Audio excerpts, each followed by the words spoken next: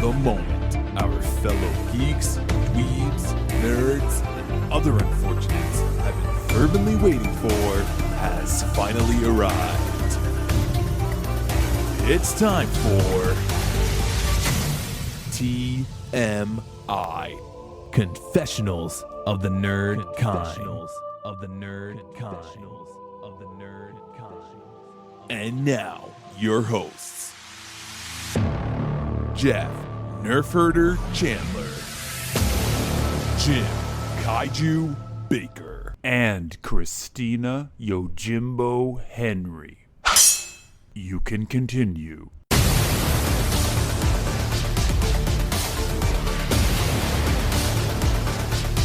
And now, let's get on with the show.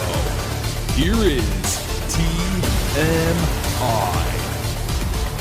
I have a fair amount of people I know who have seen it, and I've gotten feedback that we'll talk about. All right. Some of these people who are actually in the know when it comes to Dungeons and Dragons. Yeah, I have no idea if this. I know this is after I watch this, I'm like, do we even have the right to talk about this? I know. Because, all right, so I guess let's get into this. Let's get into it. My thought was just talk about it as a movie. I'm going to make no pretension that I am going to judge it by how faithful it is to the game or what have you. No, I don't think we can. That's the problem. Yes, Dungeons and Dragons, Honor Among Thieves. We've got quite a mouthful going on there, but that is our lead-in movie. Yes, it is. And then a little inspired pairing here. Krull. Now this was picked before we saw Dungeons and Dragons, so I had no idea how it would tie in, and it does loosely. There's some thematic things that you could correlate, but I just wanted to watch Krull again. That was just the only reason I picked it. Yeah, and you got the Blu-ray? It was a Blu-ray, bare bones though. It was only the movie. I couldn't even pick subtitles on this Blu-ray. What?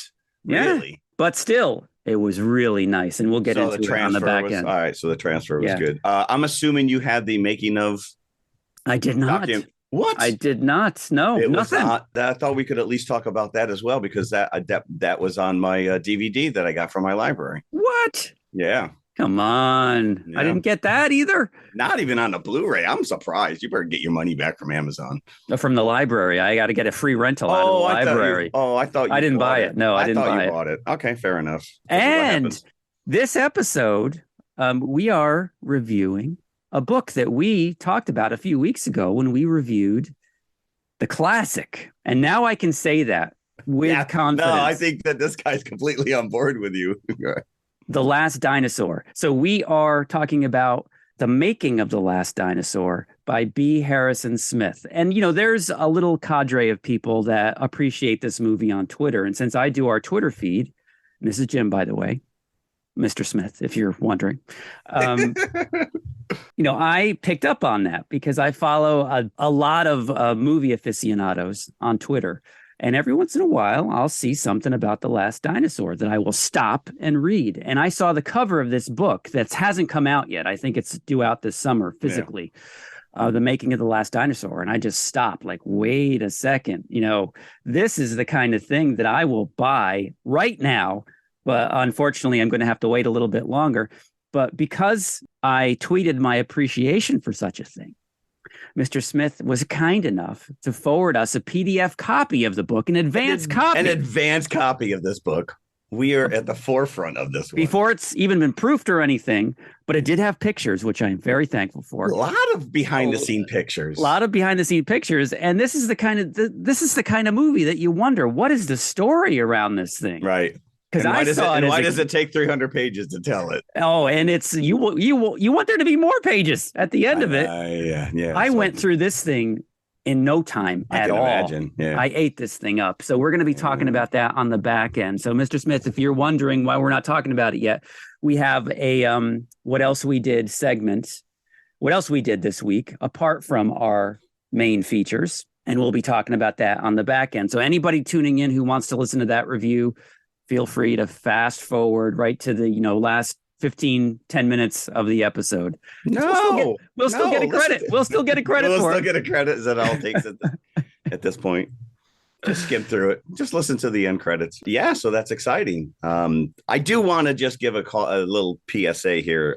We were given heads up that one of our episodes is missing from Pandora. So if you listen to this podcast regularly through Pandora, you may have missed out on the Shazam big pairing a couple weeks ago. We honestly have no clue why it's not up there. We guess maybe my potty mouth got us in trouble. I don't know. We didn't get a cease and desist. We didn't get any kind of a warning letter. We didn't get a smack on the back of the hand. But our listener tests gave us heads up. Mm-hmm. It's not our ineptitude. So if you want to listen to that episode, just go elsewhere other than Pandora. Yeah. You can also just go to the TMI Confessionals podcast website, because that does have a link back to our Libsyn page, and it does have every episode on there as well. So there's multiple ways that you can listen to it. But again, if you just, you subscribe to a podcast and every week you're looking for a new episode and you're like, oh, guess these lazy bums took a week off. And they can't count because they're missing a number. And also, does anybody pay attention to those numbers? No, I don't think so. 281 episodes. Yeah. Speaking of which, we're closing in on end of season 5. Yes. So we're 5. So we're heading into our 6th year next week. Big news. Big news. That's insane. Yep. And we haven't grown our audience one iota.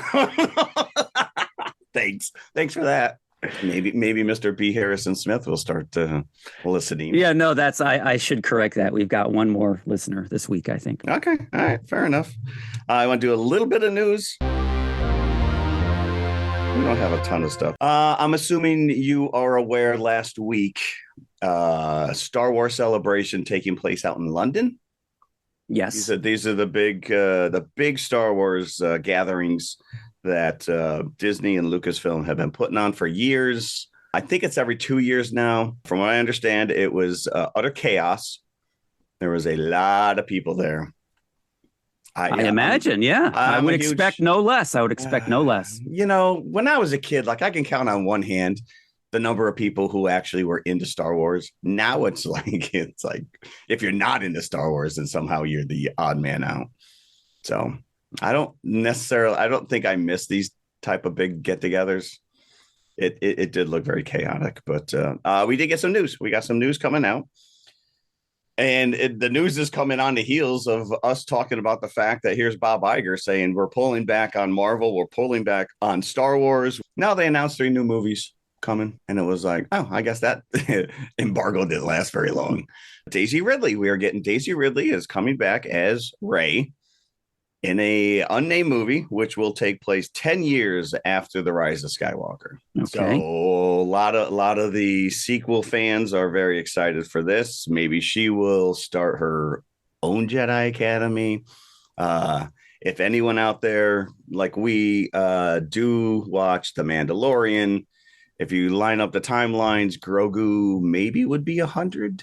So maybe an older Grogu might show up. I don't know. A lot of speculation, but Daisy Ridley came out on stage and she looks very excited to be a part of this again. I doubt we're going to see Finn because I think they did him dirty. They should have followed through on that storyline, making him a Jedi or at least a love interest for Rey, and that never happened. So John Boyega might find better things to do. But the second movie is going to take place in the past. Way. You want to talk about a long time ago. This is going to be like 1,000 years in the past where it's the rise of the Jedi. Yeah. Dawn of the Jedi, which I think the Dark Horse comics kind of mind a little bit.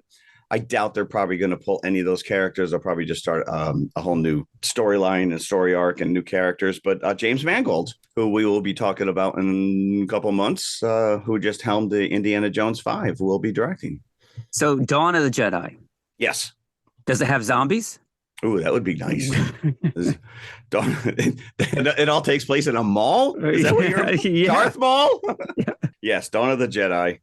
And then the third movie, this is really interesting, will be directed by Dave Filoni, who we talk about almost weekly with his magic fingers. It'll be wrapping up the Mandalorian storyline. So in a theatrical movie? In a theatrical movie. So yes, you'll have to, just like what X-Files did that. Now, it didn't wrap it up, but they did take their episodic storyline and carry it through onto the big screen. But yes, the interesting thing is that like there's no timeline set for any of this, and I can't like right now. I know there's a lot of buzz. People are kind of poo-pooing season 3 of The Mandalorian, but they're setting up a lot of stuff here. So I don't see this happening for another 6-7 years. You know, Right. It's all stuff on the horizon, and obviously they have a game plan. So just when you thought Star Wars was dead and we're going to just stick to TV shows, we're going back to the big screen, but we're not doing trilogies right now. These are all like little standalone movies that kind of fill in future, present, and past. So with this Rey movie, you may get, in a manner of speaking, what you felt you were missing with Luke's story. You know, you never really saw him in full flourish as a Jedi after Return of the Jedi. Yeah, it's unfortunately that we'll get Rey at full power and not Luke Skywalker at full power. But well, I'm not going to complain. But we also got a Ahsoka and a Skeleton Crew trailer. So if anyone out there is into this stuff and really excited for what Lucasfilm is doing next, the Ahsoka trailer looks pretty damn good. Can't wait. And with that, we will leave the newsroom and head to the D&D table. Let's go to the card shop and go into the back room with all of our brethren and experience Dungeons and Dragons. Do we have to hide in the back room anymore? I think this is pretty much in everyone's face. They should have called it Honor Among Nerds instead of Honor Among Thieves. Wow. Well, I will say, you know, and we just said at the top of the show, we walked into this with really neither one of us have any kind of deep lore when it comes to the Dungeons and Dragons world. And I said, I'm watching this movie, and I said, this is what watching a Mandalorian must be like if you only have a cursory knowledge of the original Star Wars trilogy. You can accept it and appreciate it for what it is, but if you understand all those Easter eggs and all the little character names and worlds, then you're probably losing your freaking mind.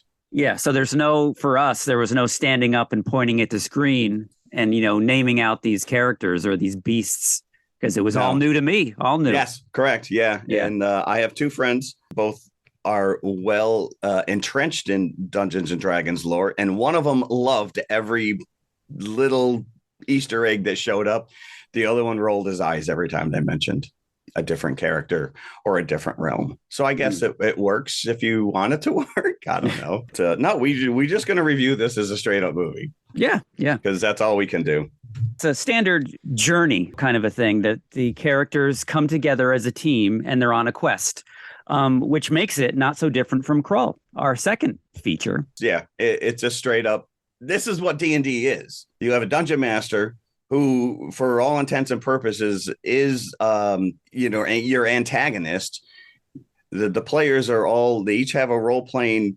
You have to band together, and you basically go on a quest. Mm-hmm. You go from point A to point B. You ask questions, you meet characters, and that's exactly what most of these stories are, anyways. But I think in that aspect, they've definitely leaned into that edge of the storytelling. Yeah, and they're not just these glyphs, these names pulled out of a card set or a game. These are likable characters. And that's, I think, where 90% of the strength of this movie lies, because you're with these people. As soon as you're introduced to Edgin and Holga, yes, you're like, I'm down with these two. No, and I think this is what sells this movie, because it is a very fun, entertaining movie. But Chris Pine, his charisma level is off the charts in this. Like, he is just ramping it up, and you cannot help but not like all of these characters. I know a complete about face from his character in Don't Worry, Darling, where you hated the guy. Yeah. But it just shows his range. But here's the one complaint I have about his character. I never knew the guy's name. I don't think anybody addressed him by name at any point in the movie, because I knew everybody else's name except his. And now I'm looking at the Wikipedia. I'm like, oh, that was his name. I think Holga referred to him as Ed a lot. Okay. I totally missed it. Yeah, well, that is the problem with movies like this, where you are thrown all these crazy character names and all these creature names and all these weird realm names. It's hard to wrap your head around, because you don't know what they're talking about. And you're right. It's like, you got to go home and start doing your homework going, wait, what was that? What was that shapeshifter's name? Like, what was, because he's a paladin, but his name is Bob. And it's And you get right up the front, you get literally like a 10-15 minute backstory. And I'm like, it's ponderous up front because it's Chris Pine's character and what the hell's her name? Michelle Rodriguez. We get the dungeon part right up front. These two are in a dungeon. But is it a dungeon? A dungeon needs to be in a cellar, doesn't it? It can't be in a tower.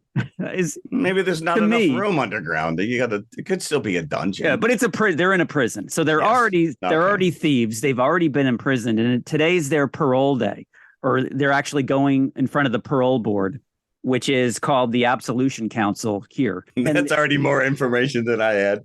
So when they go to the parole board, Chris Pine then gives this exposition of why they're in prison. So he's an ex-knight lining his pockets as he was doing his job protecting the kingdom or whatever it was. And one of the things that he stole was marked. It was like a marked $100 bill, but it was a piece of gold. And it happened to belong to the evil red wizards. So they came looking for it and killed his wife. You don't steal from the evil red wizards, sorcerers, or whatever they were. They spared because the wife hid his baby. So the baby wasn't killed.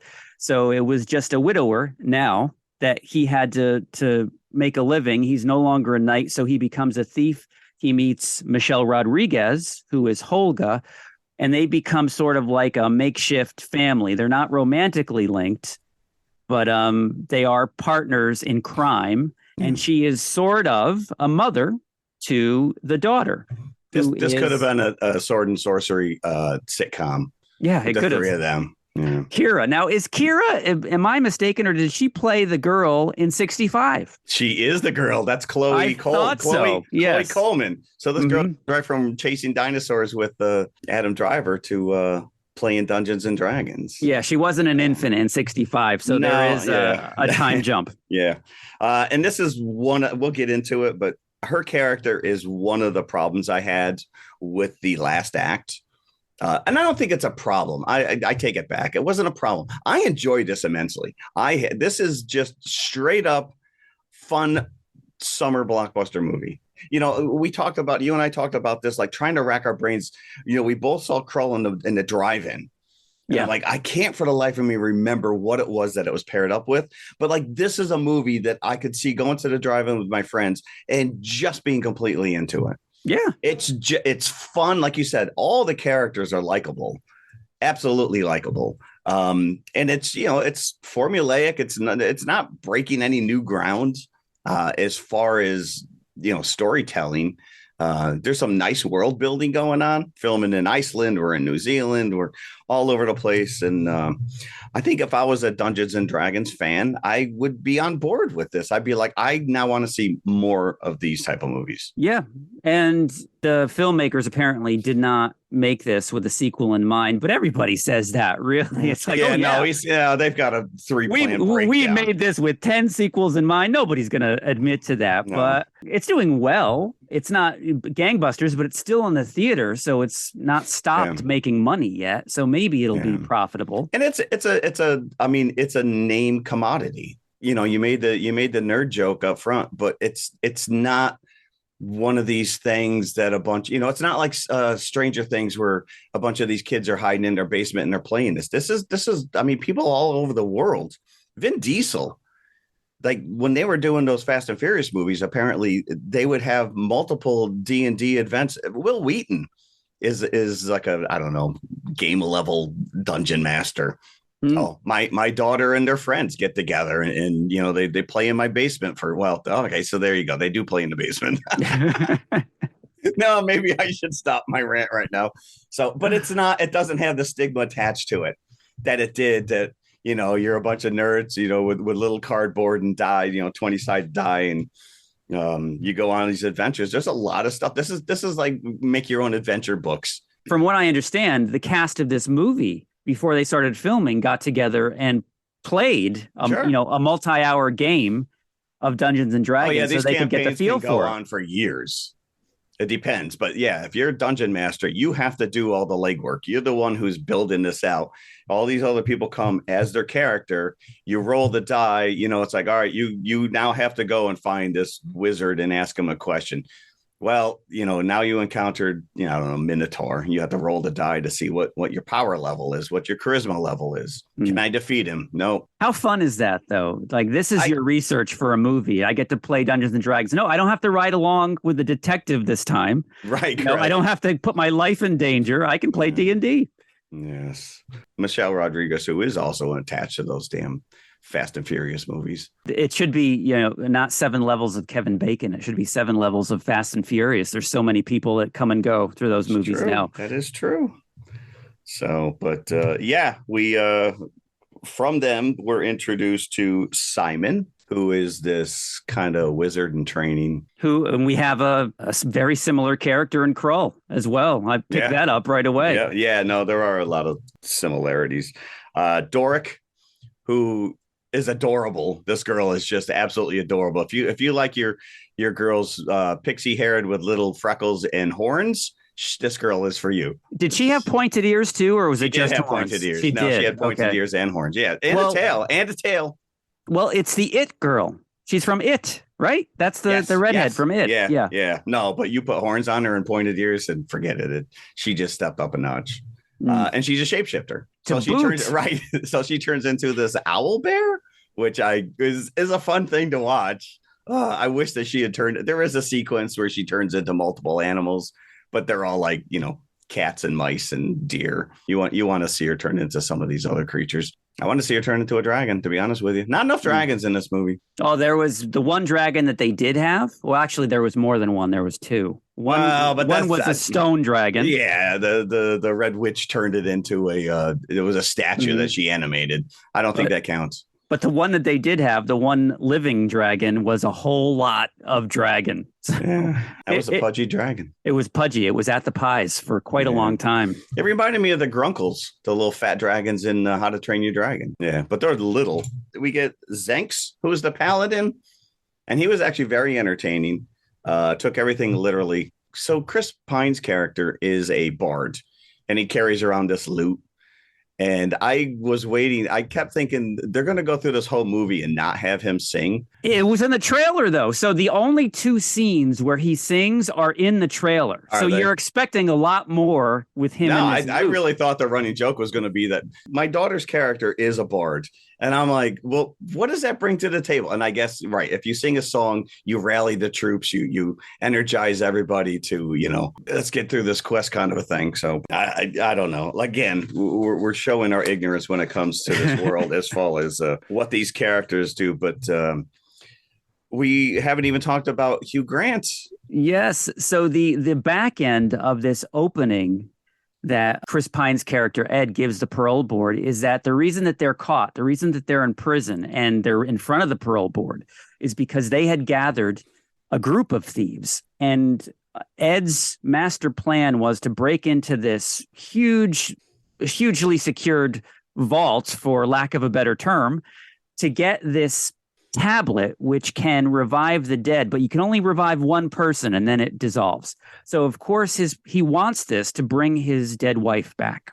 So he gathers a team together, including a sorceress, Safina, and they break into this vault, but there's a double cross that happens.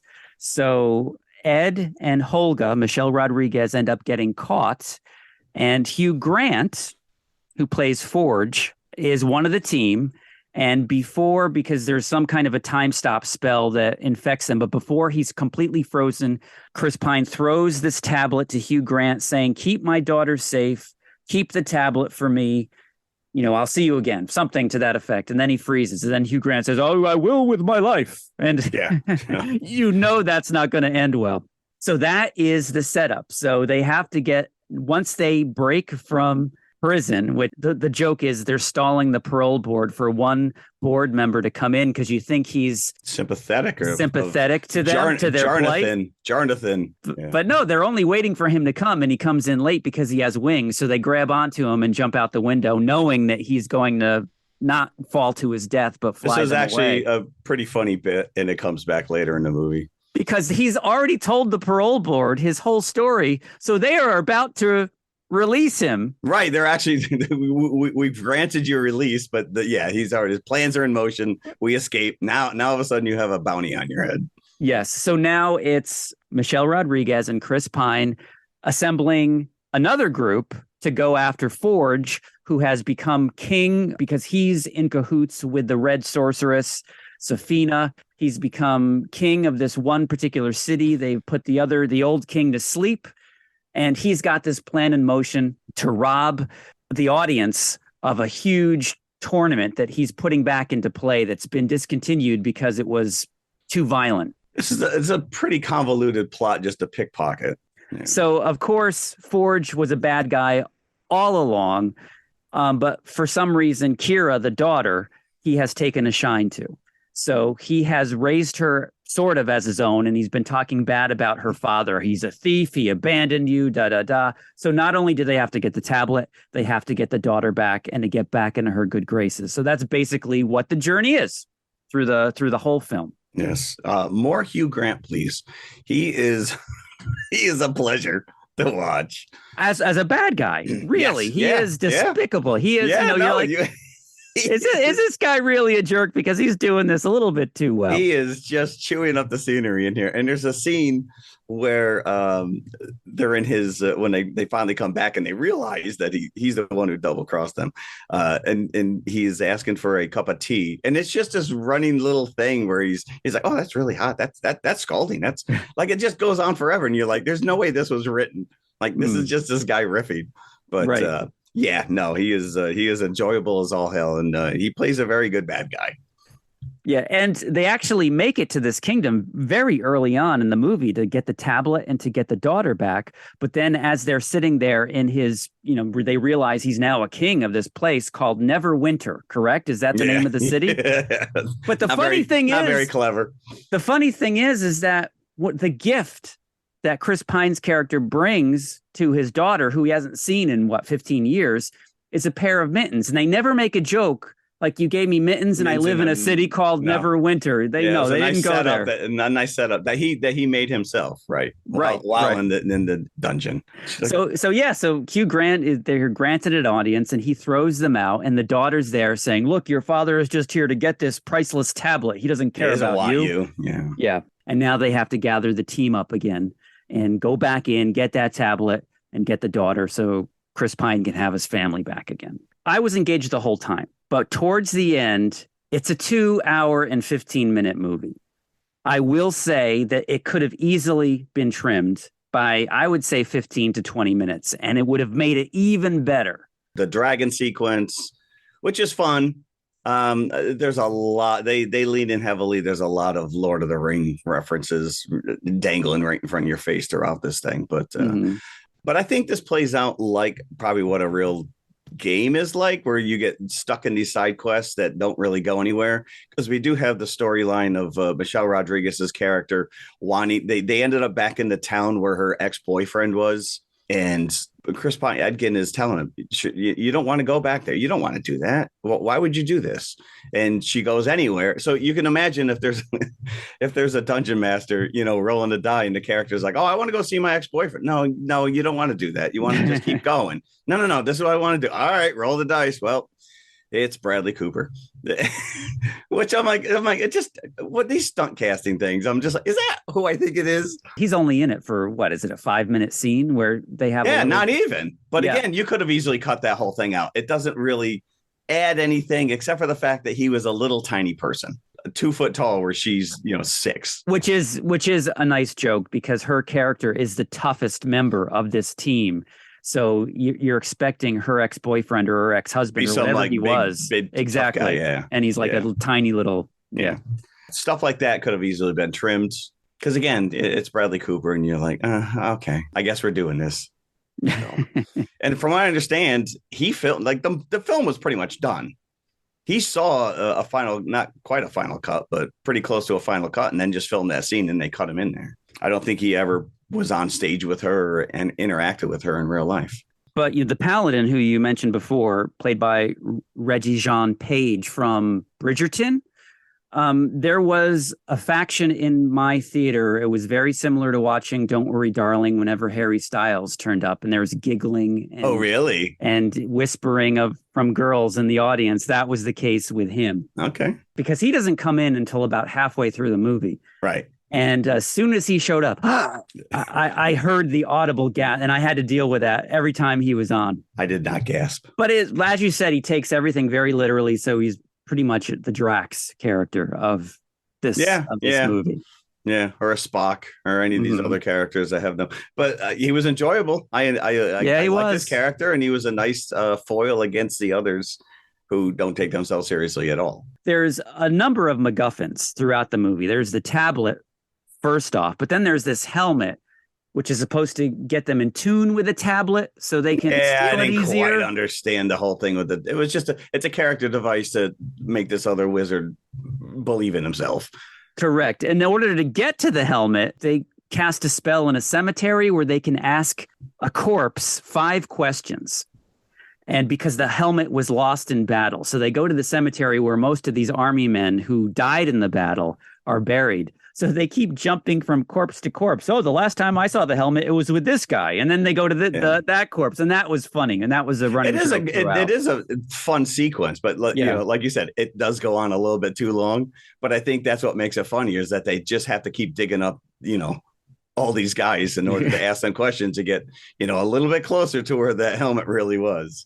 We get to the end. I don't want to go into too much detail. Hugh Grant is, of course, planning to rob all the audience members in a stadium who are watching these bloody games. He's robbing them blind, and he's invited rich people to come and watch the games. So his plan is, when you get there, apparently for some reason these people are bringing all their riches with them. I guess they're all betting on. Are you betting on the games? Yeah, that's a good point. Maybe. So when they arrive, in order to keep their riches safe, he has a vault open. So they all drop off their riches in the vault before they get seated to watch the games. So his plan is to rob them, leave, and let the sorceress turn them all into mindless zombies because the red wizards want to rise up and take over and have the city for themselves. Yeah, you really don't get the motivation of the red wizards other than the fact that they just were bad guys and want to just take over the realm. But if they can turn people into mindless zombies at any time that they want, why haven't they done it already? Why is she even pairing up with Hugh Grant and hiding?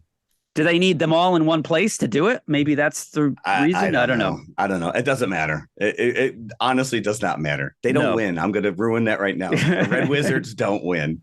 But all of our heroes get stuck in this maze game. This is where pretty much everyone in my theater, especially me, lost my minds. And it's already been ruined because I saw a screen grab online because this movie's been out for a couple of weeks now.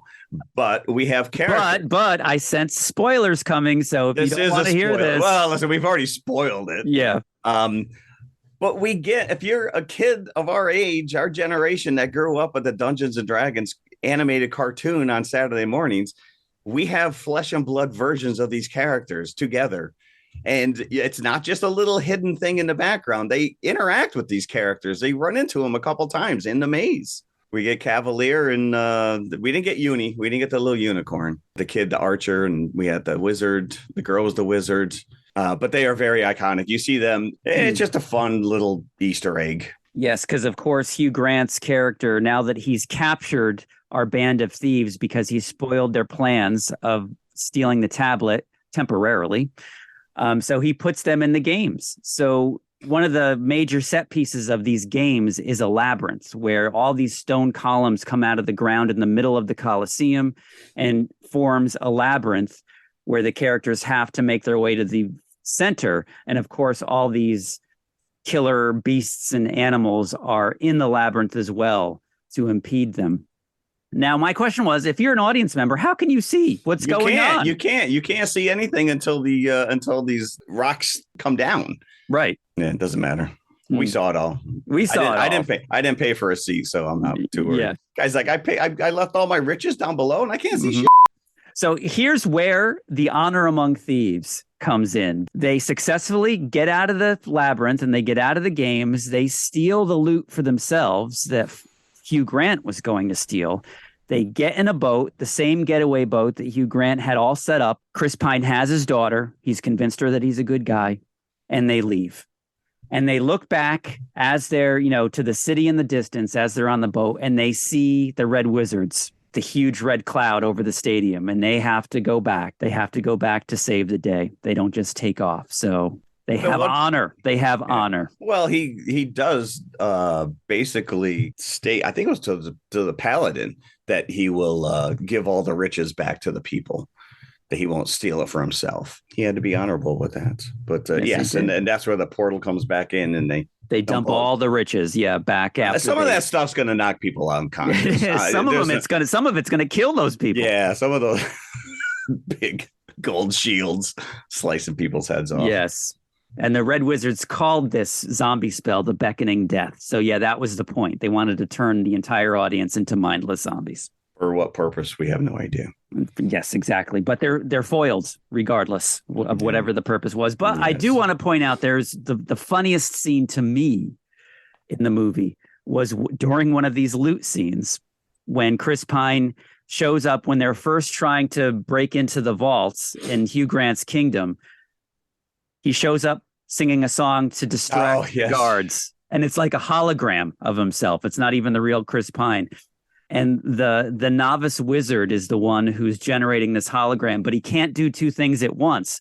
So as his attention is wandering, the hologram starts to distort. Yeah, that was actually a lot of fun. Yeah, it is fun. And it's, this tablet that he's fought the entire time, lost his child over trying to get this so he can bring his wife back.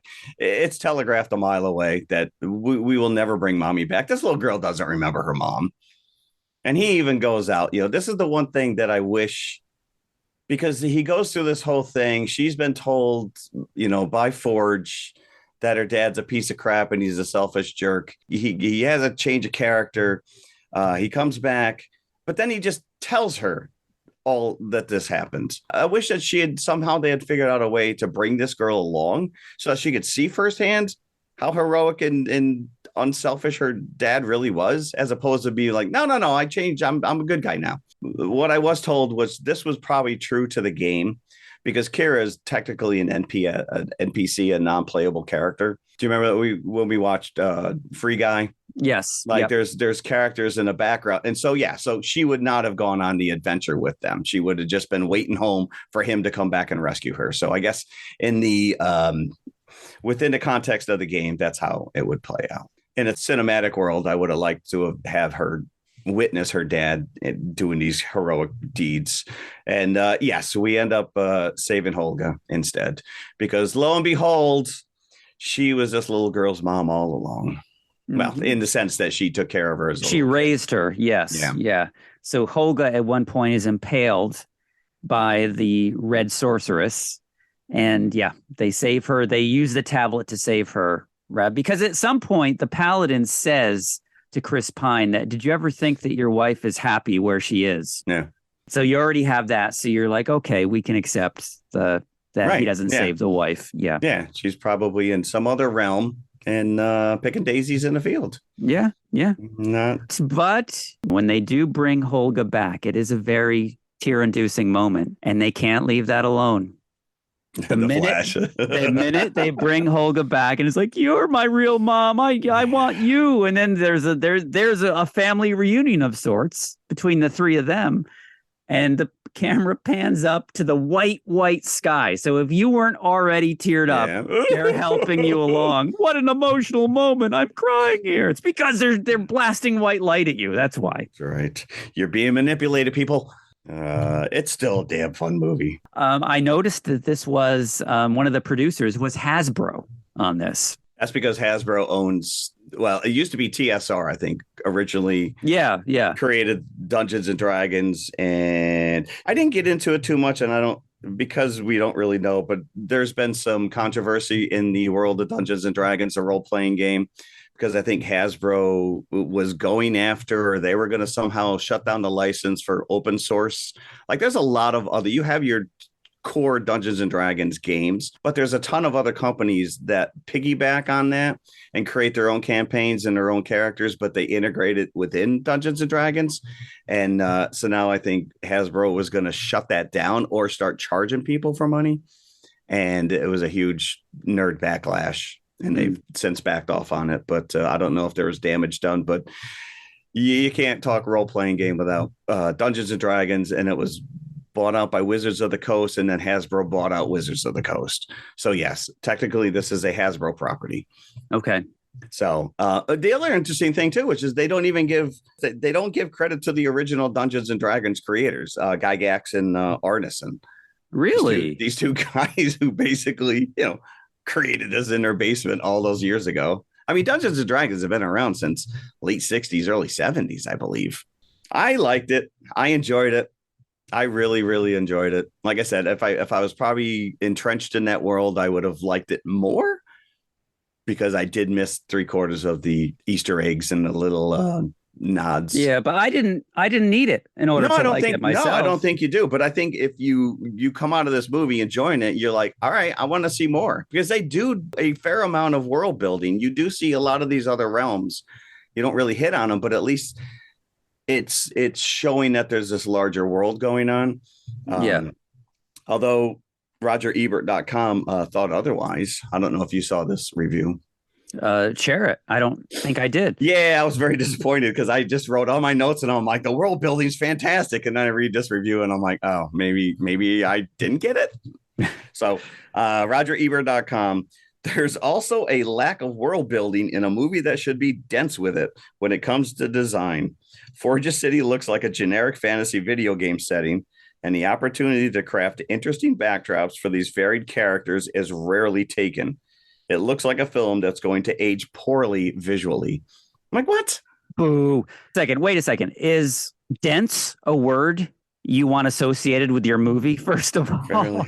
No. Well, I mean, again, you're talking about a game that has been built upon for generations. So yeah, the world is dense, but that doesn't mean you need to throw everything and anything at the audience up front. I mean, we already saw that with the original Dungeons and Dragons movie, which came out a couple years ago. Yeah, that is easily forgotten. I didn't remember it.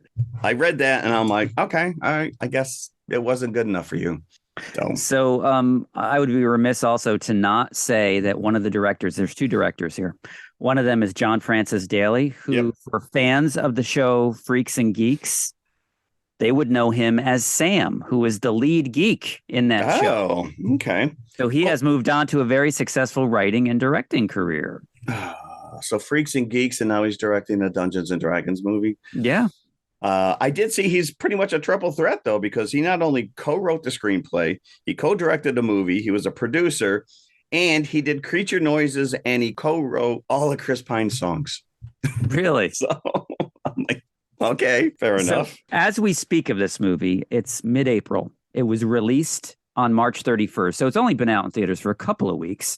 Its budget was 150 million, give or take. And so far, as of this day that we're recording, it has made back about 130, a little bit over that.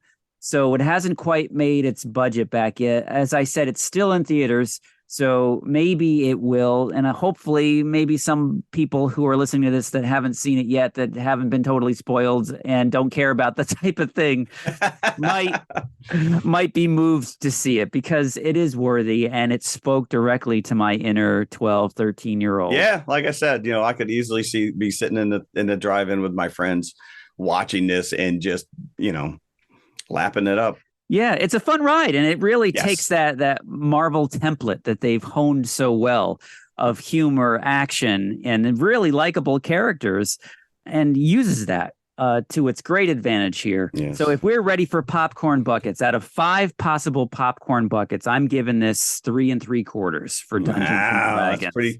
That's pretty big for you. I'm going 4. Woo! Yeah, I really enjoyed this. I like this. I was entertained. Damn the lore. I none of it really. I'm not. Oh, Paladin can't do that. Just leave your brain at the door and be entertained. Yeah, recommended. And these days, these movies are showing up on streaming quicker and quicker. And how quick? Yeah. So if if you're not, inclined to go out to the theater and see this, definitely pick it up once it's on streaming, wherever it is. And it's a very family friendly movie. There's nothing about it that's, off putting. Not at all. There was like one or two beheadings from a distance, but they're bloodless, so. Oh, yeah. I don't even remember that. maybe I'm already jaded by it all.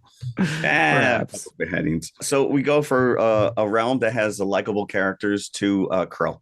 To Krull. But before we go to Krull, hey, we got to go to the concession stand. Oh, crap. I forgot all about the concession stand. Yeah, come on. We got to get some sustenance. Now, I've been keeping this under my hat. I wanted to make this a surprise. Uh-oh. All right. We are discussing, because each week we go to the concession stand and we pick out something to eat and we discuss its history. So I sensed that there was an alliteration going on with the Dungeons and Dragons title of D's. I wanted to carry on. So we're doubling down on the double D's here. Gene Mansfield? Dum-dums. Oh, dum-dums. Dum-dum, you gave me gum-gum. Now, of course, this is not something that you will find every day at a concession stand, but give us some No, I hope not, because I don't need some moron sitting behind me lapping up a dum-dum. Hey, come on. There's much noisier candies, I think, out there than true, Dum-Dums. but that would be a little off-putting. So, but give us some artistic license. So Dum-Dums is our concession treat of choice. So just like anything else, 95% of the concessions that we've talked about so far, this goes back decades. This was created 1924 by the Akron Candy Company in Bellevue, Ohio. An executive came up with the name Dum Dum simply because they were trying to think of something that young kids would easily remember. And hopefully, Dum Dum's a good one. 1924 is when they were created by the Akron Candy Company. They were purchased by Spangler Candy in 1953, and they own Dum Dums to this day. Spangler, huh? Spangler. So they moved Dum Dums from Akron, Ohio to Bryan, Ohio. So they've stayed within the state all this time. Ferraro brothers didn't get their hands on this. The Ferraro brothers did not pick up on Dum Dums. So they're still pretty much, if you think about it, in a way, an independent candy, because anybody that is not owned by Ferraro or Hershey, I think of them as an independent at this point. Now who's the Dum Dum? Ferraro. So they have 16 flavors currently. They started off with 7. So back in those early days, you could get lemon, lime, orange, coconut, pineapple, which was one. Like cherry, grape, and butterscotch round out the butterscotch is probably the early number 7 2. flavors. Yeah. In 1959, Spangler started a Save Your Wrapper campaign, so you could actually send in your wrappers for merchandise, Dum Dum merchandise. And this carried through until 2020. And I remember, actually, I got my son because he was a Dum Dums fan. Keep those wrappers. I would save the wrappers, and I got him a T-shirt. Oh, that was such a simpler time. You remember that? Yeah. We just talked about that, Christina, at the Smithsonian. And lo and behold, what was it? A Buck Rogers gun. Mm-hmm. Save your popsicle sticks. Also, in the 50s, Brenda Lee made a song called Dum Dum. Really? Yeah. Inspired by the Lollipops, and it made number 4 on the Billboard rock and roll charts. Lollipop, lollipop. Different song, but Dum Dum. We don't want to sing it, or I was gonna say we might get copyright. Yeah, they're gonna drop us this episode from Spotify. Yeah. One of the more fascinating aspects of Dum Dums, because if you ever look at a Dum Dum bag or look at the merchandise that they have on tap, because you can still get merchandise, you just can't send in wrappers for it. You just have to buy it. Their mascot is heavily represented on all their merchandise. It's the Dum Dum Drum Man. Now, I don't know why they don't call him just Dum Drum or Drum Dum or something like, but no, Drum. It's the Dum Dum Drum Man. And he was created in 1966 by the Howard Swink Advertising Agency. So I can picture like a boardroom and John Hamm at the head of the boardroom. What we have here is a gentleman, mascot. And he's got like the sheet over. Sure, you got to do the reveal. Yeah. The easel. And, as tears are in his eyes, I give you, I'm just thinking about that carousel episode of Mad Men. The carousel slideshow. The Dum Dum Drum Man. And there he is. And the reason that it's a drum is that he has 2 Dum Dum lollipops Sticks, as drumsticks, drumming himself. And he's got a top hat that says Dum Dums on it. He sounds like he's sadomasochistic. So it does. So this is the guy that was on my son's T-shirt. You can get plush figures of this guy. Oh, why? Okay. So if you're into Dum Dums that much, then you can get a character. Listen, loud and proud. So in honor of the 100th anniversary of Dum Dum Lollipops, the Spangler Company opened a store/museum in Bryan, Ohio. So you can visit the Dum Dum Lollipops Museum if you want to. That's only for suckers. That's only for suckers. And also the Dum Dum mascot, because there is, of course, a costume that somebody gets in, at the museum, in the Dum Dum Drum Man mascot costume. Right. But they shipped him off to Times Square for the 100th anniversary to give away lollipops in Times Square. Who beat him up? And apparently he got jacked. No. People dressed as the Avengers in Times Square. Maybe they beat him up. There is a photo of him in Times Square on the Dum Dum website, and people they're walking in a wide berth around him. Yeah, I think the Naked Cowboy gets more traffic than he does. Oh. So yeah, that's 2024 would be the 100th anniversary. You're right, because it says here that it was conceived in 1924. But according to this, in 2006 is when they celebrated the Somebody's math anniversary. is off. Somebody's math is off. Yes. Math is really off there. Also in the 50s, this is interesting to note. They tried to move over to plastic sticks briefly, but consumers spoke out against them because they were a hazard. Of course, you could poke your eye out with one of those things. So they went back to the paper stick. Interesting. And They're currently, still out there. They're still, oh yeah. Currently, you've got 16 flavor of Dum Dums. Blue raspberry, which is by far the most popular. Bubblegum, butterscotch, cherry, cotton candy, cream soda. I'm partial to the cream soda. Ooh, cream soda. Yeah. Fruit punch, grape, lemon lime. So they've no longer separated lemon and lime. Now it's lemon lime. Orange, peach mango, pineapple, which is no longer pineapple. What did I say before? Pineapple coconut? Yeah. Now it's straight pineapple. Root beer, another favorite of mine. Oh, that's a good go-to right there, root beer. Sour apple, strawberry, and watermelon. Now, Dum Dums are mostly available, if you're not going to buy yourself a bag of them, in banks and doctor's offices. Yes. That is where the large portion of distribution is. That's how my son became a fan. Whenever he had to go to the bank with me, he wanted to, so he could get himself. You know what? You're right. That's right. Yeah, my kids used to go to the bank with me. We get a lollipop. Yeah. And from Dum Dums, as a little kid, grabbing a fistful of Dum Dums, A fistful? he equated root beer as barrel flavor. When he first actually had a root beer, he's like, "Oh, this tastes like the barrels." From because there's a picture of a barrel on the root beer flavor of a Dum Dum wrapper. And you can also get, if you're lucky, a mystery flavor of Dum Dums. Ooh, I don't know about that. All this is that when they change the machine over from one flavor to the other, there's bleed between the two. It's like the never-ending gobstopper, everlasting gobstopper. Exactly. So if there's dessert. if you've got mutant carryover flavors between, like, say, cherry and butterscotch, that's what the mystery is. I found myself a bag of chips. It's a little baby wrapper bag of chips. Are called All In, and that's basically what it is. It's all the leftover dust from the previous flavors all mixed together. Really? And it's the most amazing thing in the world. So yeah. These Dum Dums. They're not the ones with the chocolate in the middle, right? That's a different.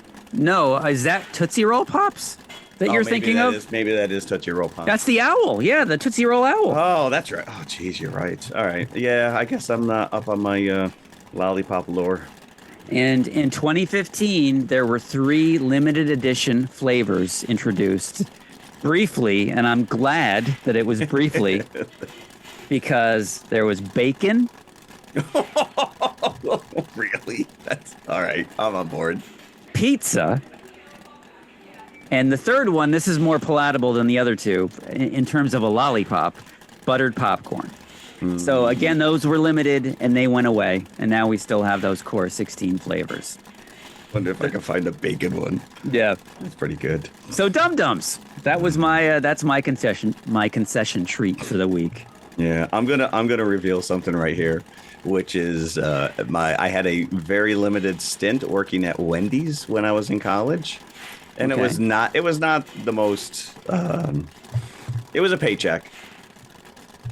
But when I left, I was slightly disgruntled, and so one of the things I did was I took all the Dum Dum lollipops that came in all the kid meals, I unwrapped them, dipped them in pickle juice, and then rewrapped them. So you're making these poor kids pay for your instead of I'm not proud of it. It happened. oh. Yes, that was horrible. I'm like, you're a jerk. But no, this raises the question that Wendy's used to give Dum Dum lollipops away in their kids Dum meals. Dums. I think we used to have a girl that dressed as Wendy. We were right down the street from Adventureland out in Long Island. So the afternoon crowd was around the corner. So we used to have a girl dressed as Wendy. But people would line up, and so you would take your order from some girl standing there. But she would hand out lollipops, and I think that they also offered lollipops in the kids' meals. So yes, there were Dum Dum lollipops. Now, is Wendy and Pippi Longstocking one and the same? I would like to think that they are two completely. I'm going to say that Wendy probably ripped off Pippi Longstocking. Because if you mention Wendy, most people know immediately what Wendy looks like. But Pippi Longstocking, man, I think she's been lost to time a little bit. We're gonna have to cover Pippi in one of these episodes, one of these some days. of those old movies, yeah. Yeah. I remember her lifting a horse over her head. Mm-hmm. Yeah, the strength of 10 men. I probably watched Pippi on the afternoon of when I watched The Last Dinosaur. So There you go. Yeah. if we can cover one, we can cover the other. That is true. I might be hard pressed to find her available. Yeah, that's why we go to the library, right? That is I think true. that they're true. easily accessible there. All right. Okay. So, all right, let's leave the concession stand. And Mr. Smith, I promise we are getting to the making of The Last This Dinosaur. guy's like, when are they going to talk about my book? But no, first we are going back to the theater and we're talking about our co-feature today, which is Krull. Krull. 1983? Not to be confused with Krom, who is the god of steel from Conan the Barbarian? Was it God of Steel? He was. That Arnold always talks to? Yes. He was Conan's god. Yes. Crom. By Crom. I do not pray. I have no tongue for it. Yeah, you have no tongue for a lot of other things as well. July 29th, 1983, Krull was released in the middle of summer. This was going to be a big tentpole movie for Columbia Pictures. Speaking of Crom, it only came out a year on the heels of Conan the Barbarian. So this maybe is an attempt by Columbia to make a Conan movie that's more family friendly than Conan itself was. Who knows? I don't know what their game plan was, but it was, going into that fantasy realm in the heyday of this is the same summer that Return of the Jedi was released. Yeah, no, I think it's unfortunate you didn't have access to the Journey to Krull documentary that was on the DVD. Okay. I'll have to look it up. Maybe it's on YouTube. Hosted by Tom Bosley. Really? Mr. Cunningham himself. Mr. Of That's Hollywood. He was hosting that show That's Hollywood at the time. That's Hollywood, yeah. Yeah. So, but you watch this and you're like, they really thought they had a Star Wars level fantasy on their hands. I mean, the production on this was visually, this I'm not going to take anything away from it. Visually, looks really good, especially on the Blu-ray. Yeah. Oh, I can't imagine what it looks like on the Blu-ray. Yeah, no, this was just they went all in on this. I mean, you're talking they took over the James Bond soundstage in Pinewood, in Pinewood, 23 sets on 10 sound stages. Wow, this was epic. That you want to talk about world building. Some of this stuff it doesn't all hold up. Obviously, you can tell they're on a set because you're not gonna go and film in a ancient realm. They really thought they were onto something with this. Yeah, and you could tell that they were leaving it open for a part two because It ends with the king and queen together again, and their child will rule the galaxy. And it's almost like exactly like Conan when he becomes king. But that is another story. Yeah. And what you never saw, unfortunately, Conan the They're King. still talking about that. Arnold. Hey, Arnold, work on growing your hair again, and then we'll talk. I'm pretty sure that wasn't his real hair. That you've just killed my childhood there. Yeah. If you tell me that was James Earl Jones's hairstyle, then we got some issues. But that's another movie. And here we go. Now this can be tied into Mr. Smith's book, the cynicism that comes into a lot of critiquing of old movies, and he talks a lot about this in The Making of the Last Dinosaur: memory versus actuality. Yeah. And I think that the spin about Krull, in my head anyway, is that it's a terrible movie. Now, watching this, I can't tell you the last time that I saw this. It could have been that one viewing in the drive-in. I know, right? I couldn't tell you when the last time I saw. I do remember watching it in the drive-in. But maybe I saw it once or twice after that on video, as a rental. I never owned it. I never could call Krull my own. But I think over the years, I think that popular opinion maybe has told me that Krull has sucked. And that's why I never watched it. There's a fair amount out there that adore this movie. Well, now yeah, it is. Now that I've looked into this and watched it again, I don't think it's a bad movie. I think it's a pretty good movie, especially if you're thinking that this is going to be a piece of crap. This is going to be a Mystery Science Theater special. I'm watching this and I'm like, I'm pleasantly surprised by this. Yeah, I'm glad you were. Oh, no. I had the same feeling I had when I saw it in the drive-in. I was like, it's pretty to look at, but none, we just come off this Dungeons and Dragons where all these characters are so enigmatic and they're so likable, and you don't get any personality out of these characters whatsoever. No, you don't. I will agree with you there, but I think that there's enough going on here that it carried me through, and I was still entertained by it. Yeah, this Colwyn, he's just like a cardboard cutout kind of guy. Yeah. But I was with him. I was with him for the movie. I'd accept it. Yeah, you've got David Batley, the teacher from Willy Wonka. Oh, I couldn't unsee that once I realized that was him. I'm that Charlie Bucket's jerk teacher. Yes, it is, and he plays the how many candies did you open, Charlie? One. Oh, 1,000. That's easy. No. One. Oh, 100? No, one. Well, I can't divide that. Yeah. That's his calling card. That's his claim to fame. Erkin the Magnificent. Well, Ergo, I think, right? Ergo the Magnificent. A much bigger part here in Krull, but unfortunately, he will always be remembered as that teacher in Willy Wonka. But yeah, like we were saying before, we do have some correlations here between Krull and Dungeons and Dragons, because you have an inept magician in both, and you have a shapeshifter, and he's like 2 in 1 in this movie. He's a magician and a shapeshifter.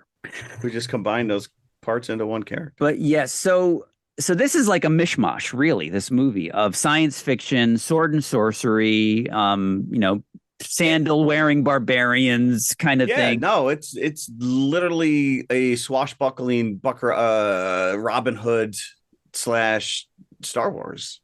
You've got a whole lot of legend thrown in here as well, which came years later. So this begs the question, is Ridley Scott watching Krull and taking notes? Because there's a lot going on here that reminded me of legend. The princess running through the castle in slow motion away from the beast, and him talking to her like through the loudspeakers and stuff, and like watching her through his eyes. And they don't make the mistake of revealing the beast right up front. They save him to the end, which Legend didn't do. I think Darkness would have been much more effective if they kept him in. Yeah, but you I get what you're going with comparing it to Legends, because you're right. I mean, visually, the scenes of the princess when she's running through this black fortress, very, very dreamlike sequences, very Giger-esque. The orifices and the hallways and the weird teeth and shit. But when you have a character that looks like Darkness, you have to show him as much as possible. And this guy is cool to look at, but I don't want to look at him for too long.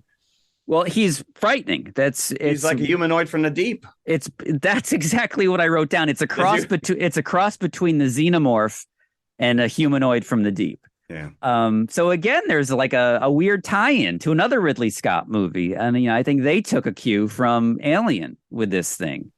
And it does. They pick and choose. Like I said, you watch this documentary and they're all on board. I mean, the guy who played Colwyn, like he trained for months, all these special working out and sword fighting and all this stuff. They really thought they had something big on their hands here. Well, this is the first time he ever headlined a movie, and unfortunately it was the last time. Yeah.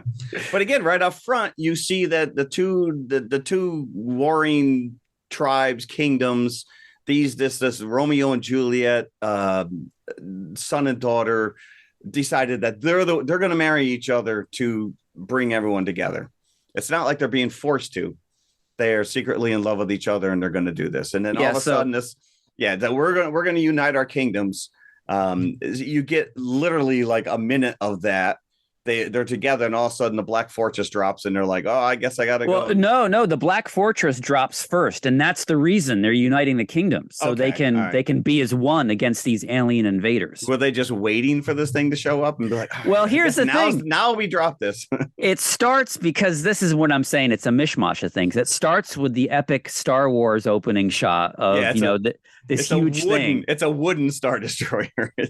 So I'm thinking to myself, because I didn't remember anything about the plot or what this thing was. I'm like, is this an asteroid? Is this not much of a plot? Because it doesn't look like a starship at all. It's just this floating weird pile of rocks. Yeah. Which comes down, and it's the Black Fortress. And apparently this thing picks up and moves to different planets after it takes these planets over or whatever. It doesn't. Yeah, you don't really know what the motivation of these guys are. So it's basically, Howl's moving castle. It's the Beast's moving castle. Ooh, because that's a good call there. Yeah. Once it's down on the planet, it keeps moving because it doesn't want to be stuck, I guess. Yeah, go ahead. Explain it to me. Yeah. It doesn't make any sense. It doesn't want to be vulnerable. It doesn't want to stay, but it looks pretty. It looks pretty invulnerable to me. Anyway, I did enjoy this, but this is kind of the fun of breaking down a movie like this, so you can make fun of it, and that's part of the enjoyment in watching it. My first question was, if they've had the technology to have a castle that can fly through space, why do you want horses?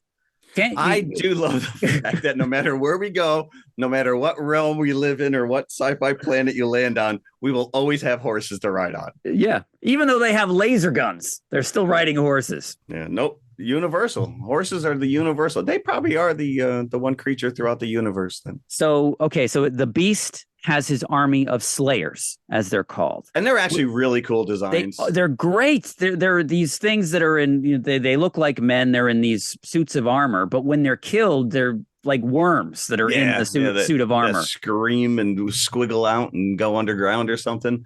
But we see them, they're all black until you actually get into the fortress. And then there's like the king's army that's white. And well, that's just so you can differentiate very easily between as a viewer. Yeah. No, I was like, all right. Again, there's a lot of visual nice stuff going on here. There's a lot of cool visual. And this just seems like it was just meant to be with this episode. But again, I'm going to tie this into Mr. Smith's book.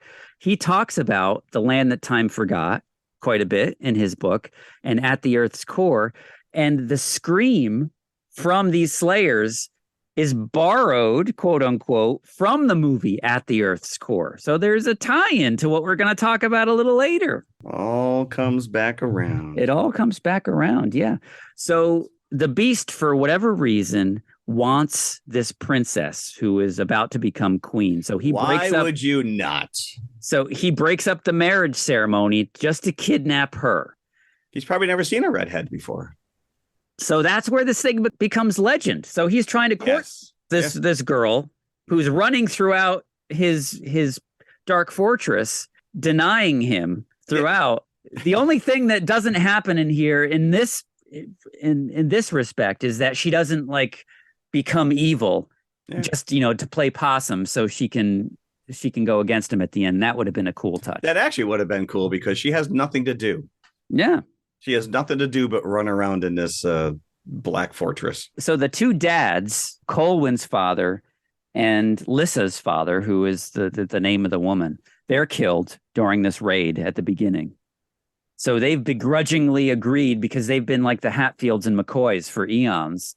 They begrudgingly agreed to I guess we got to work together now. Yeah. So they're killed immediately. So now Colwyn has to mourn not only his kidnapped bride, but the death of his father. So he picks up with the old one, and he wasn't that old, this guy. No, he wasn't. Yeah, that's the ageism right there, dude. Yeah, exactly. So the old one tells him, oh, you need the glaive in order to beat this thing. Wait, Obi-Wan telling Luke he needs the Force?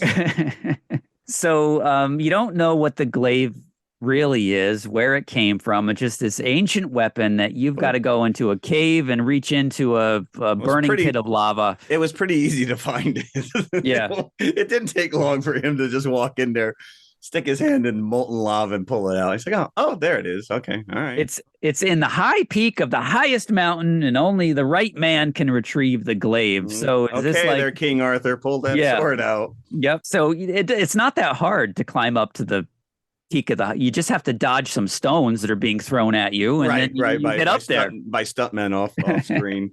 And is Colwyn wearing yoga pants throughout this whole thing? Well, I told you before he was working out, so yeah, he might have come right from the gym. So that's your journey. So you're on a quest, just like you were in Dungeons and Dragons here. So, but it's with Colwyn, and he has to gather a ragtag team to accompany him to the Dark Fortress so he can get his queen back. And he's got the glaive to do it. But as they're going through all these different machinations to try to find out where the Dark Fortress is going to move the next day so they can actually get there, they're going through all these other tests. He never takes out the glaive. No, I'm keeping that in my back pocket. That's only for the end sequence. I think that is like where this trips up, is that I wanted to see that glaive in use all the way through. The advertisements for this, that was the selling point. That's the big graphic for the logo. Yeah. Is this stupid fidget. Mm-hmm. Like a giant fidget. Chop off a couple fingers. Oh my gosh. If this movie came out now, that's one of the merchandising things would be a glaive fidget. Yeah. Yep. So, but yeah, and I will tell you, James Horner does the soundtrack for this. This music is relentless. It never lets up. And I'm like, you're overworking this one. It's I know some, like I said, there's a lot of people that adore this movie.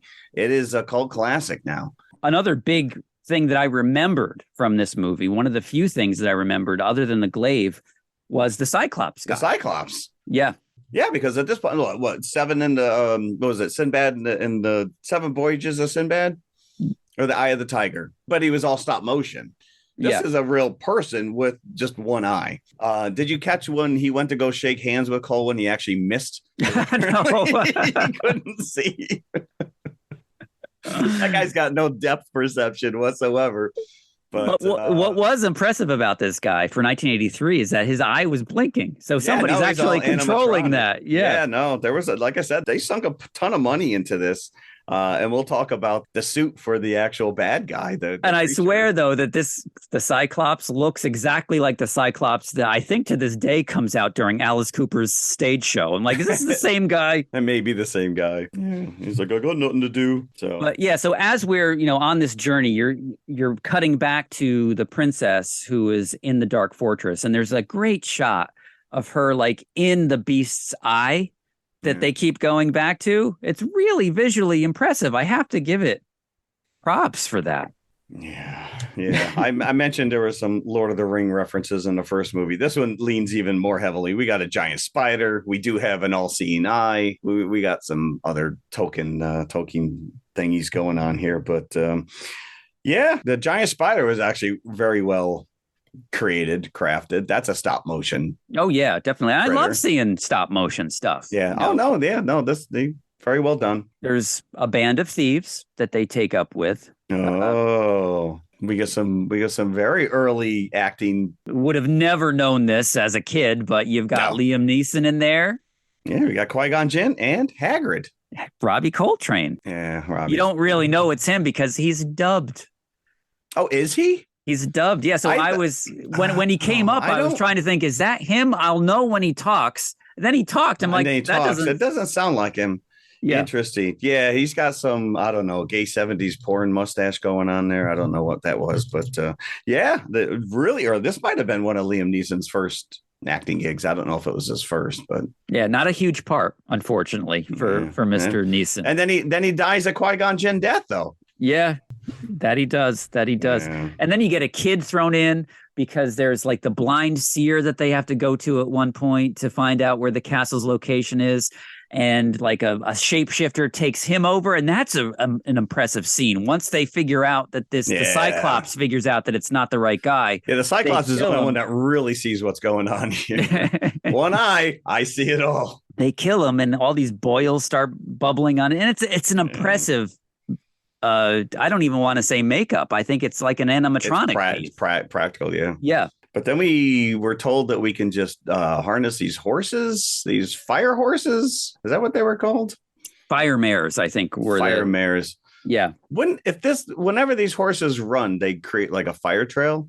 Wouldn't they just burn everything down? Well, I think they were running in the sky. That's the whole thing. At one point, they were on the ground and the fire was starting up. Yeah, well, it's kind of like Back to the Future. They just leave a trail behind them. They don't burn the entire, the landscape down. Yeah, but the DeLorean was in a parking lot in a mall. It wasn't running through some but they're running through dust and rocks and stuff. Hey, I'm going to defend this as much as I can. I'm not going to poop all over it. I'm not going to poop all over it. There's a lot to like, but yeah, both Hagrid and Qui-Gon Jinn die. What blows my mind is this kid was working with a real tiger. We talk about this shapeshifter, and he turns into a tiger. And it's a real tiger laying on this kid's lap. I don't think that would fly today. Yeah, no, that tiger's like, this is like a tasty morsel right here. Right. Yeah. And the kid's character's name, I guess, is Titch. To me, it was just some kid. That's what he should have been named in the credits. Some kid. Kid. That kid. Yeah, that kid who befriended that tiger. Yeah. Maybe his name was Pie. So they have to keep going. They go to the swamp, the seer, to find out where the castle is. And then he's like, oh, no, but you can still go to the swamp to find out where it is. They go there. They can't find out where it is. Then they go to the spider lady to find out where it is. Yeah, they're just getting to run around. Places you can find out where this castle is moving to the next day. They find the fortress. And then here is the big battle at the end where we lose most everybody in the team, unfortunately, except for like 2 or 3 thieves, the kid, and then they were all dispensable. Yeah, get rid of them. And then he does save the princess. Yeah, and so there is that one final end piece where the glaive finally comes out of his back pocket. He's got the beast has the princess in like the heart of the fortress in like this domed vault kind of a thing. So he uses the glaive to get through that, and then he impales the beast with it, and he can't get it back out again. Yeah, it's a one-time use only. Yeah. It's like, wait, this thing flies, but it won't come back to me. No, it's stuck right in his chest. Mm-hmm. And so this guy is like connected to his castle, and the minute he dies, everything falls apart.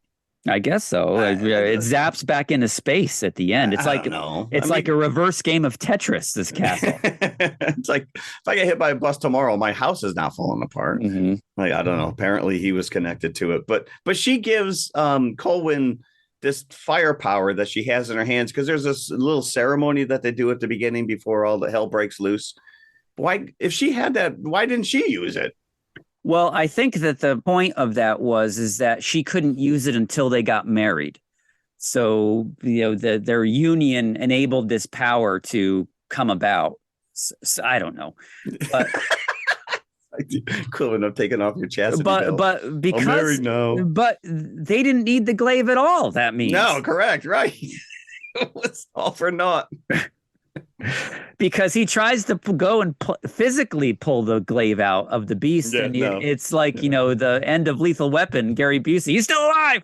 Didn't see that coming. No, they finalized the marriage ceremony in theory, anyway, without anybody giving their vows.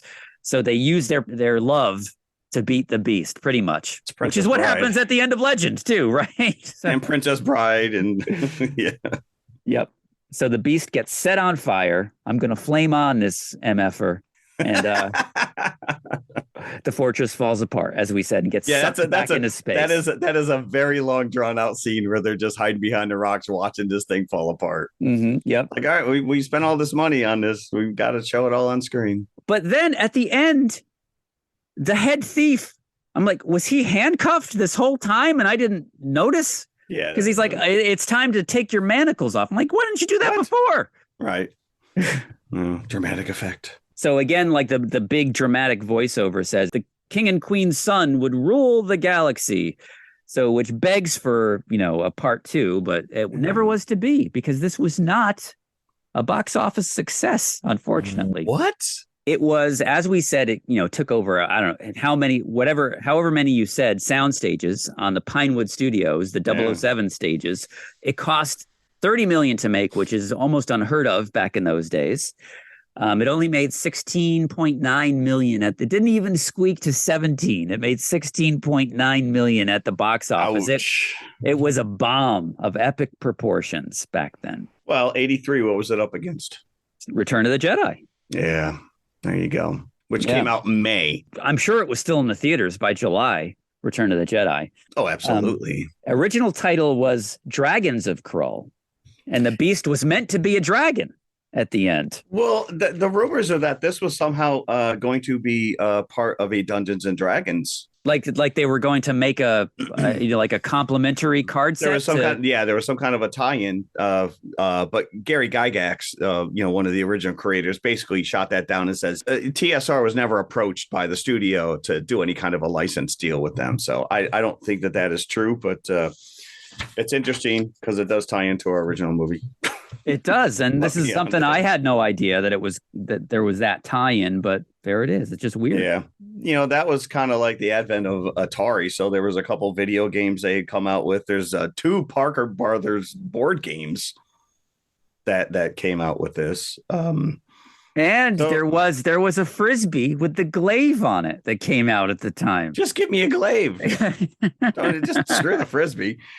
They also did this, which is really interesting. As a promotional gimmick for the film, the studio created an essay contest for people to get married dressed in costumes from the movie. A dozen lucky winners were married off in a one-day only ceremony in 1983. So imagine that to this day, you're like, yeah, we had a Krull themed wedding. And then whoever you're telling that to, a what themed wedding? Correct, right. Yeah, those in the know who know this movie, like as soon as you mentioned it, I'm like, Krull. And then I'm like, oh, Krull.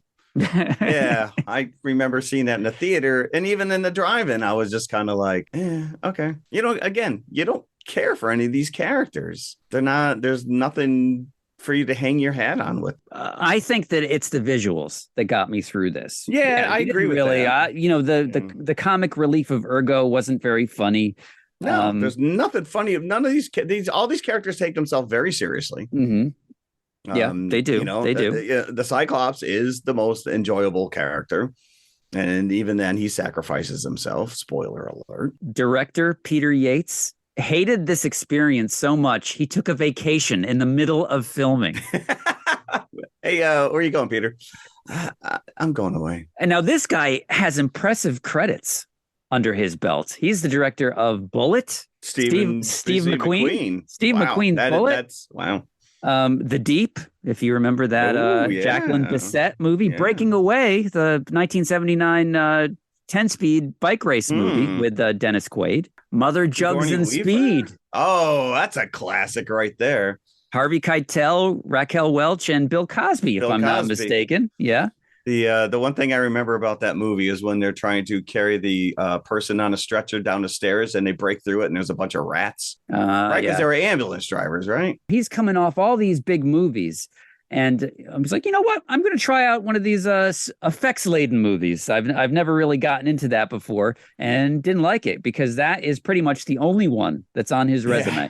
No, like I said, the documentary that was on the DVD leans. I mean, you get a lot of these stunt coordinators and a lot of the special effects guys, and they go on about, the Beast. Like this was like truly one of the first fully animatronic suits that ran his lungs and his facial features and hearts and body fluids and all like through these extended wires.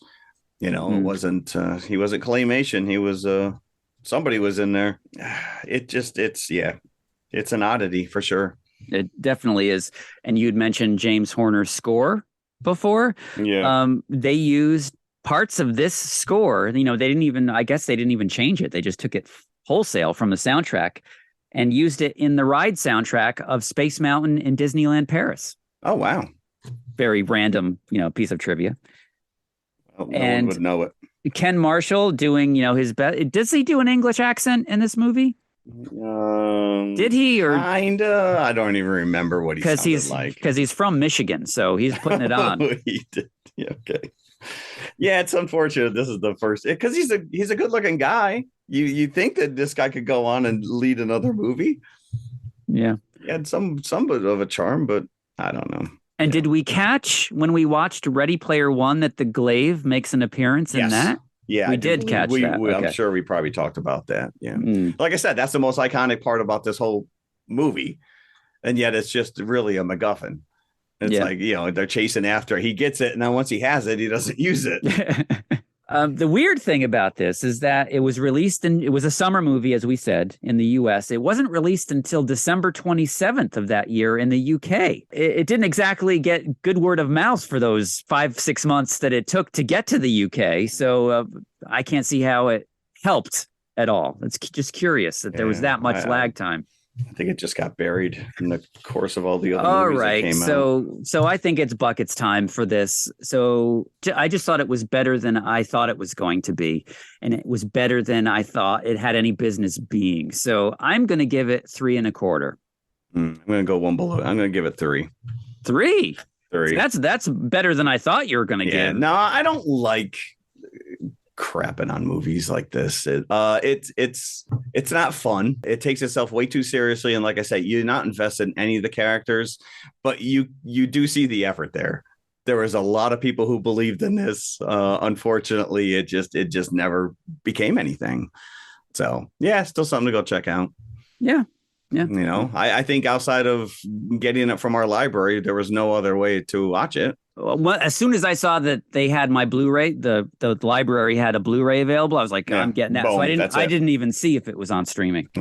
So there you go, Krull. So here we are. What else did we do this week? I have to say, this is really cool and something different because this is an advanced copy. We are probably only a handful of people that have been able to read this. Outside of maybe, the writer and some editors. Exactly. And so again, I already painted a picture here at the beginning of the episode of how we got our hands on this because we're all we didn't pull this off some secret website. Exactly. And the author of this book, B. Harrison Smith, is not only an author, but he's also a writer, producer, and director of his own films. So now, of course, that I've read the book, I'm looking on Bear Manor Media, which is who's going to be putting this out, a publishing house, at his other books and other books that are on that imprint. And some of this stuff is just amazing. These are the type of movies that I loved as a kid that you do wonder how they were made. There's the making of Jaws 2 is available from Bear Manor Media, and I am going to order that. Are these like actual physical books, or are they just? No, they're physical. Yeah, you can get these. They have they had hardcover, they had paperback, and some of these are available on audio as well. But I'm just looking at this guy's resume at some of the titles of his movies. So he's got a few horror movies under his belt. Where the Scary Things Are is recent, 2022, and that looks really good. So I'm going to be looking for that. Death House, The Special, a TV series called High School Crimes and Misdemeanors. 360 Degrees of Hell, Garlic and Gunpowder, Camp Dread. So this guy's ensconced. He's Garlic and Gunpowder? Garlic and Gunpowder. That looks like a good one. So he knows what he's talking about. He's a director himself. And that comes through in this book. But I think that the main reason that I liked reading this so much is because I could relate to his. Yes. Yeah, I feel like this guy might have been our long lost brother. Yeah. Like, this is the kind of guy that there's a lot of parallels when you start reading, when he's talking about faking getting sick at school, taking oatmeal. I don't want to tear too much into this, but the first 100 pages alone, and you don't even really get into the making of The Last Dinosaur. It's really like he's building this world for you as far as what his interests were as a kid, how he became obsessed with some of this stuff. And he tells a story where maybe he was 10, like many of us, and you've brought it up numerous times, scouring through the TV guide. Yeah. To find a movie, something that you just couldn't wait to see again. People who listen to this podcast don't realize we had like 3 channels. And you had to find out, when was this thing going to air again? And sure enough, you wanted to watch the, was it Mad Monster Party? Yes, yeah, and it's too bad that Christina's not here because she was all loves about this that movie as well. But the kid realized it's going to be in the middle of his school day, and so he asked his parents if he could stay home. Well, that's not going to fly, so he faked being sick. He timed it with some oatmeal in the nurse's office, was sent home, and he was able to watch the show. And he watches this damn thing. And I'm like, damn, this guy's he's on it, man. This was very entertaining. Just reading, like I said, 100 pages in, you're not even to The Last Dinosaur yet. You get bits and drabs, but he's kind of leading you into this stuff. And I'm like, I feel like this guy would have been like my best friend as kids. Also, I'm a bit jealous of him because he talked about having access to WPIX, Channel 11 in the New York area, and WOR, which was Channel 9 in the New York area, which, because we're in upstate New York, we had access to as well. But he was talking about having seen Ultraman, the Space Giants. Yeah, I don't know. Johnny Sacco and his Flying Robot, which I knew as Voyage into Space, which was an edited together movie that they would play on the 4:30 movie on ABC. But then at one point he says that he grew up in Stroudsburg, Pennsylvania, which is close enough to us. I think this is how he got WOR and WPIX, but also all these other channels that we didn't get because I never saw Ultraman until I was older. So jealous, Mr. Smith, of all the stuff you were able to see. It's right across the border there from WOR. I was looking up Stroudsburg because I have relatives in Pennsylvania, and you're not going to go visit this guy, are you? Where is this? And it's closer to us than my relatives are. So not too far, as you say. Yeah. But it's build up. He has to give his background in order to tell you why he's so invested in a movie. Like The Last Dinosaur. And he makes such a great point because he talks about, and we talked about this earlier in the same episode, cynicism in a lot of attitudes towards movies. The art of suck. Yeah.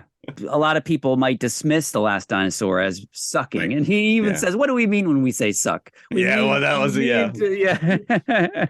be bleeped off the air if we follow that thought through. Yeah. And again, we've said this before, we don't like to bring a movie down or to say that a movie is terrible because we might think that a movie didn't bring us what it should have, but that doesn't mean that it's bad in somebody else's frame of mind. And that doesn't mean that all those countless people that worked on it were working on something just for naught. I don't know. After reading this book, I think we're all on the same page that Godzilla 1998 may very well suck. I think we are all in consensus on that. I think that the cynicism there is warranted because it is a cynical movie, as he says. Yeah. But a lot of that lies in the fact that you're using the Godzilla name. Get rid of that name. It's a completely different movie. But he goes on to say, and this is the same reason that I would have watched it back in 1977. It was a Friday night movie on ABC. And again, looking through the TV guide, this is probably a full page ad because I've seen the ad since then. I put it up on our Twitter. Yeah, sure. Look at that dinosaur. Then if you not the dinosaur you get, by the way. Well, no, it is. It's just I'm thinking the poster. Oh, you're thinking the poster. I'm thinking the poster. Yeah. But you see that as a kid, you're like, I am going to make sure that I'm in front of the TV at 9 o'clock or whatever it was on Friday night. And I definitely was. And so this movie has grown, and we talked about this when we talked about the movie.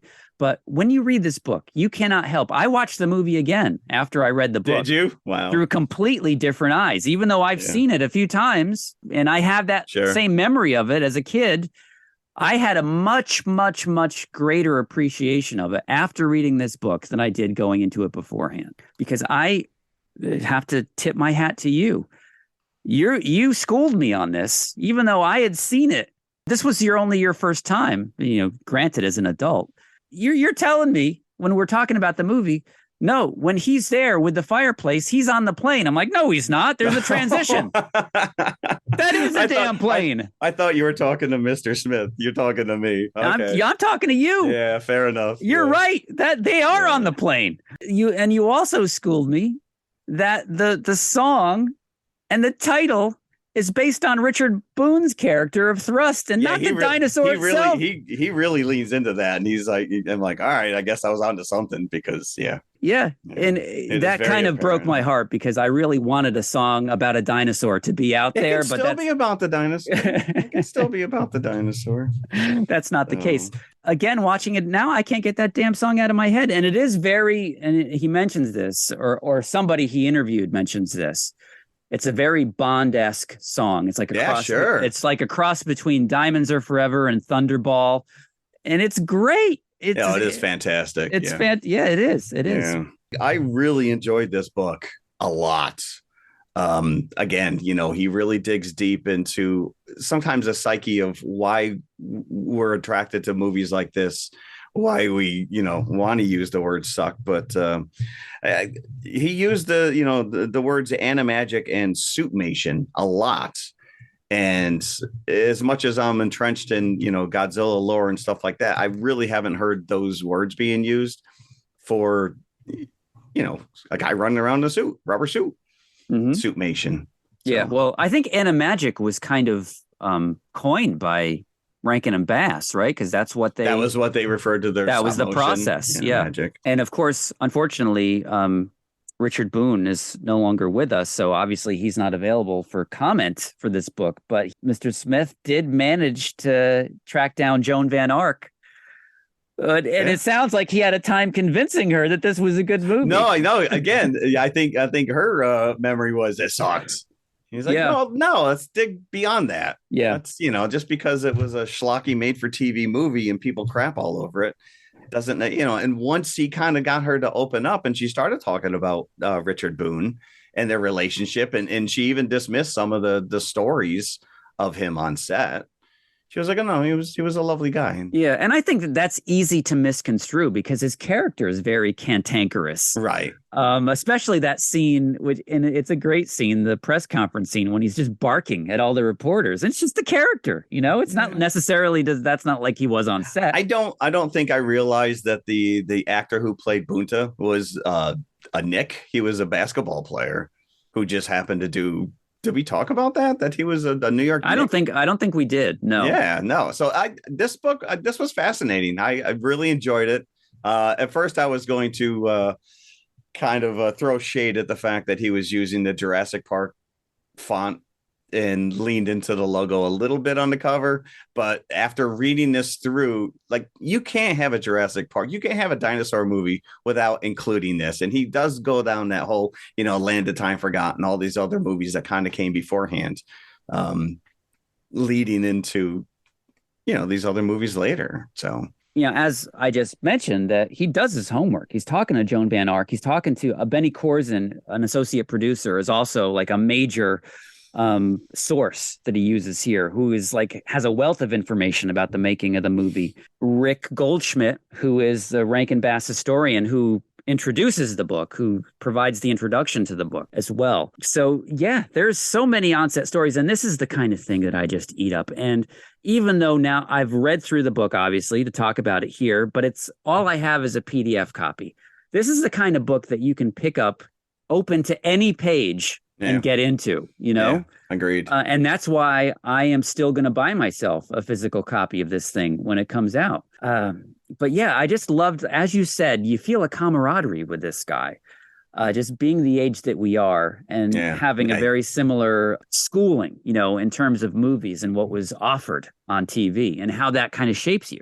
Yeah, I think one of my favorite lines in the whole book was he was talking about his childhood, and he just says, "Streaming was what the creeks did down this road from my house," and I'm like, "Oh, where I grew up because the creeks were streaming." Yeah, and I didn't even know that there was a term for it, but he calls it the Mandela effect, where it's out there. Yeah, remember something differently than what actually happened. It's so funny that he mentions the Berenstain Bears, the way that it's spelled, because that is something that comes up a lot on a podcast I listen to. Yeah, but this is very enjoyable. I was completely on board with it.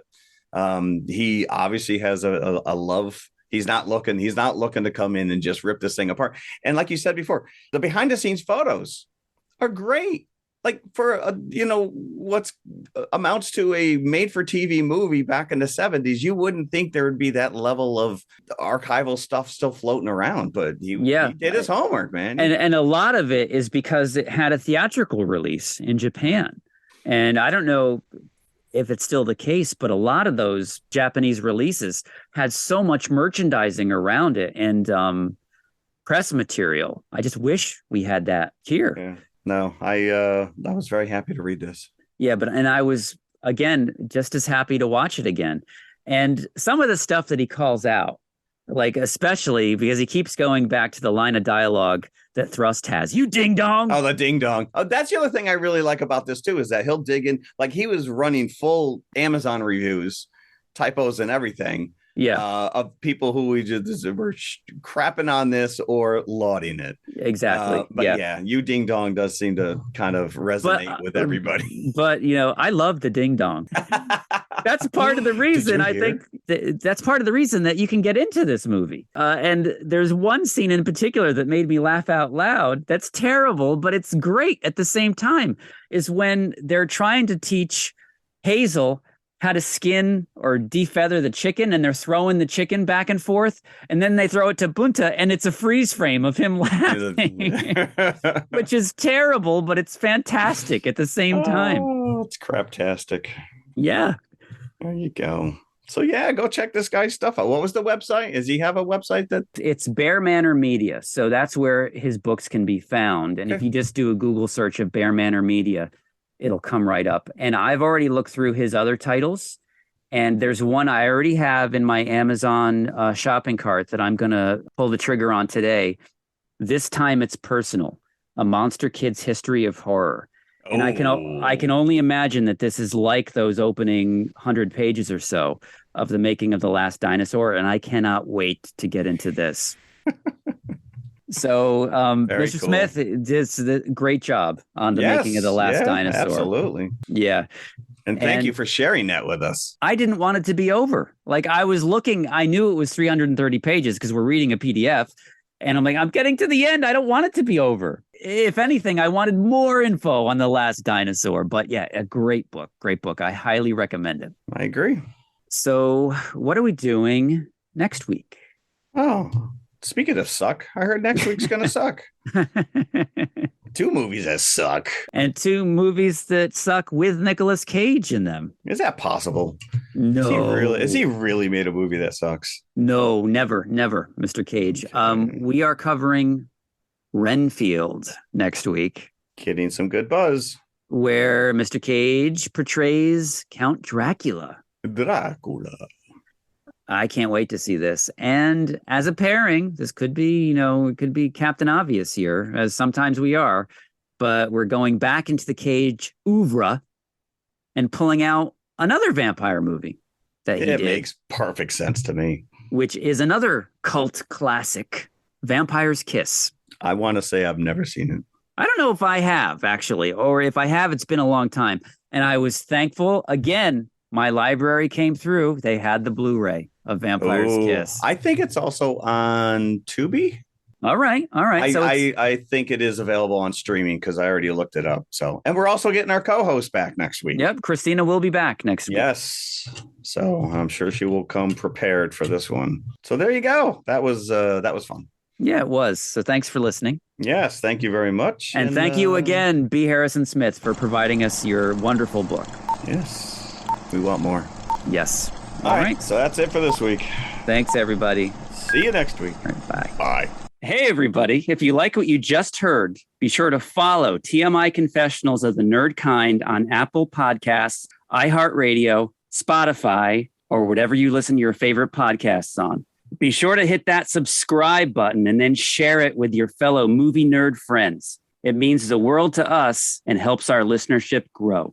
You can also find us on all of the socials, Instagram and Twitter at TMI_podcast 2018. We're on Facebook and YouTube as well. Just look for the Popcorn Bucket. You can help support this show by visiting our TeePublic page for some TMI branded goodies such as hoodies, t-shirts, mugs, and stickers. tpublic.com/TMI confessionals, all one word. A 5-star review would be incredibly nice as well. I'm just saying. Thanks again for listening. We truly appreciate you. Be sure to come back next week. We'll save some popcorn for you. We're doubling down on the double Ds here. Uh-oh. Gene Mansfield?